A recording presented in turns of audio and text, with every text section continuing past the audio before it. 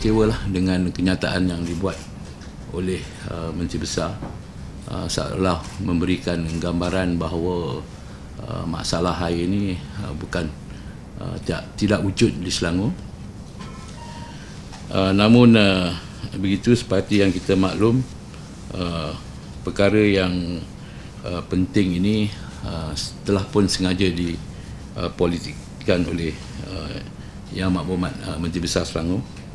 Saya suka menyatakan di sini bahawa air terawat yang digunakan oleh rakyat Selangor adalah daripada air sungai dan bukannya daripada air empangan.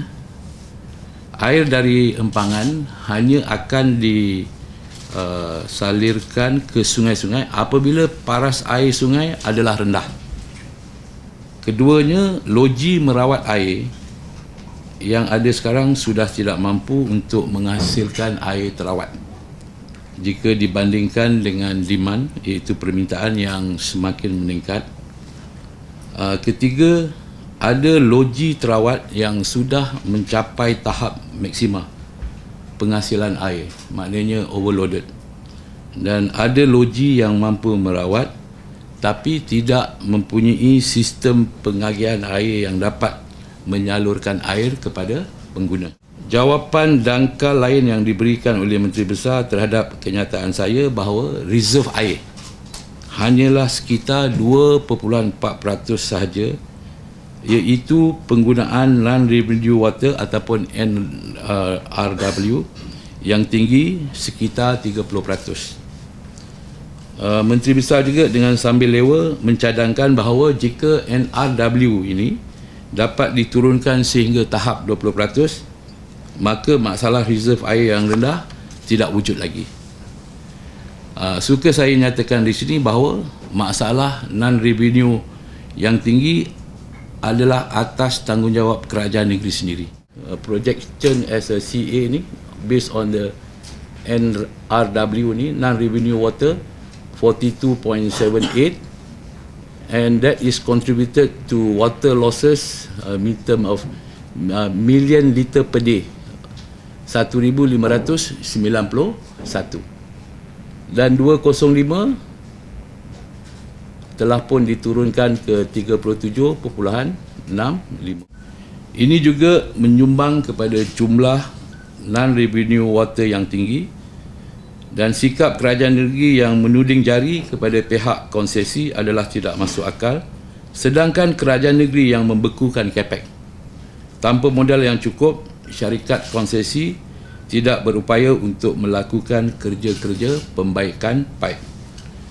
Ini boleh diarahkan kerajaan negeri melalui Kumpulan Darul Ehsan Berhad KDEB dan Kumpulan Perangsang Selangor KPS yang memegang 30% dari saham syarikat konsesi sendiri. Sehingga kini, ini slide present supply situation of treated water treatment plants in Selangor, KL and Putrajaya. Total design capacity of 33 WTP ni at 4,476 million liter per day. Jadi reserve capacity at March is only 2.4% and distributed capacity as compared to the desirable reserve at 30%.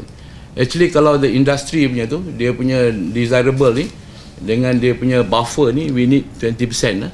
But currently we are at 2.47%. So this is our situation. Kalau kita tak betul-betul handle, kita akan menghadapi situasi yang lebih teruk dan lebih dahsyat daripada tersebut. This is the supply. Supply ni has been almost at horizontal level. Tak ada, dia ideally dia punya gap kalau 30% dia, kalau the demand is this, the supply should be here kan, betul tak? Ni.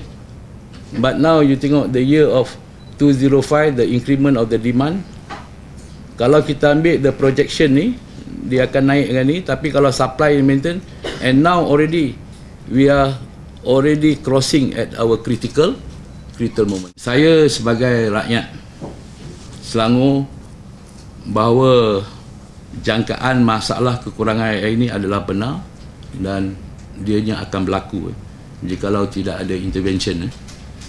Namun ianya dinafikan oleh kerajaan negeri, malah tanpa rasa ada tanggungjawab, mereka telah pun memperpolitikkan isu air ini untuk kepentingan mereka sendiri. Pemberian air percuma adalah langsung tidak menyeluruh. Masih ramai lagi rakyat yang miskin dan tidak mampu terpaksa membayar harga air yang tinggi kerana menggunakan meter pukal. Ini langsung tidak disentuh oleh pihak mereka.